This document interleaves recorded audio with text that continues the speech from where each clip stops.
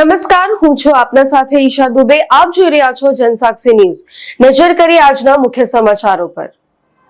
ગુજરાત સરકાર દ્વારા રાજ્યભરમાં રમતગમત ક્ષેત્રે ટેલેન્ટ ધરાવતા વિદ્યાર્થીઓ યુવાનોમાં રહેલી સ્કિલ ડેવલપમેન્ટ થાય અને રમતગમત ક્ષેત્રે ઉત્તરોત્તર પ્રગતિ થાય તેવા ઉમદા હેતુ સાથે દર વર્ષે ખેલ મહાકુંભનું આયોજન કરવામાં આવે છે.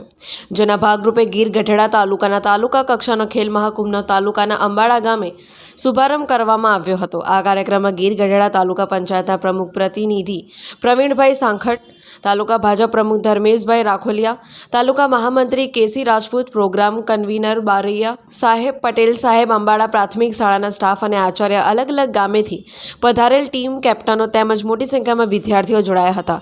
કાર્યક્રમની શરૂઆત દીપ પ્રાગટ્ય અને પ્રાર્થના સાથે કરવામાં આવી હતી. તેમજ પધારેલા મહેમાનોને મોમેન્ટો આપી સ્વાગત સન્માન કરાયા હતા. વિશાલ ચૌહાણ, જનસાક્ષી ન્યૂઝ, ગીર સોમનાથ.